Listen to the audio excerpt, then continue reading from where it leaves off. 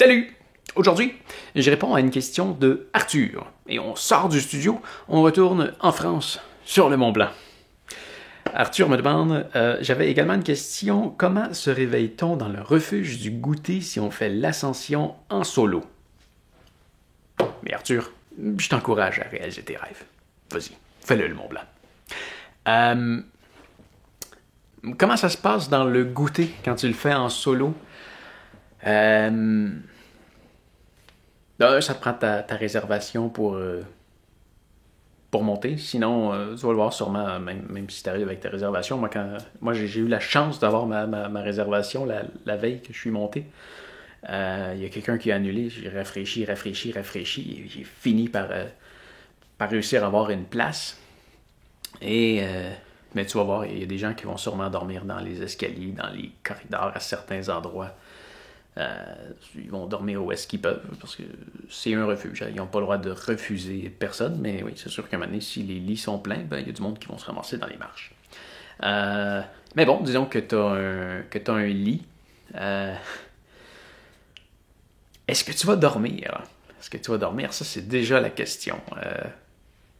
J'ai eu beaucoup de difficultés, je dirais, à m'endormir. C'est certain que j'ai eu de la difficulté à m'endormir parce qu'il y a beaucoup de gens qui... J'ai jamais compris en voyageant dans les dortoirs, on dirait que les gens réalisent pas que c'est un endroit où dormir. Il y a une cuisine en bas, il y a une salle à manger, il y a des espaces de vie, mais les gens viennent discuter dans les dortoirs. Et tu vas voir dans le refuge, je pense que c'est pour des mesures de sécurité, quand tu arrives dans les dortoirs, les murs, ils se rendent pas jusqu'en haut.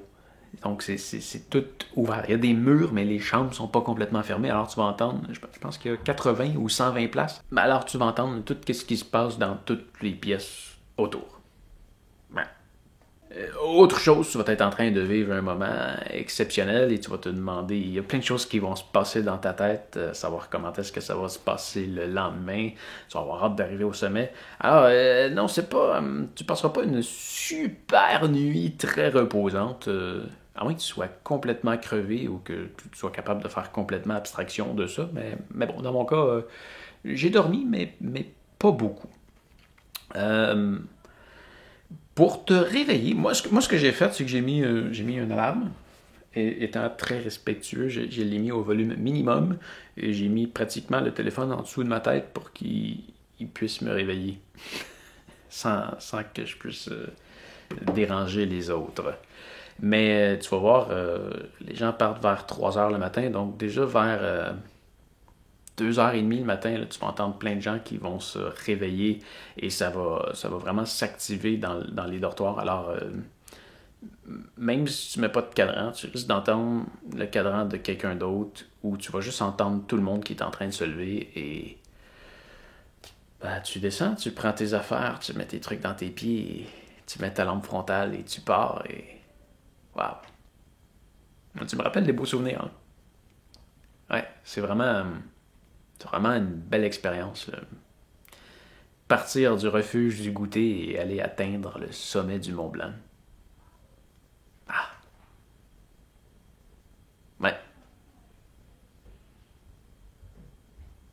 Tu vas voir quand tu arrives dans le refuge, tu as la section vestiaire. Donc, tout ce qui est bottes, sac à dos. Je pense que tu peux même pas monter avec ton sac à dos. Tu peux à peu près rien amener disons, dans la salle à manger ou dans la chambre. Toutes tes bottes, ces affaires-là, tu as un casier pour tes bottes. Ça doit tout rester là. Et quand tu redescends le matin, tu vas juste rechercher tes affaires dans ton casier. Et voilà, tu repars.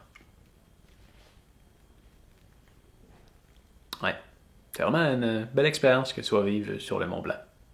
En tout cas, je te le souhaite. Ouais. Bon, ça fait le tour pour aujourd'hui. J'espère que ça répond à ta question, Arthur. Allez, on se revoit demain. Salut.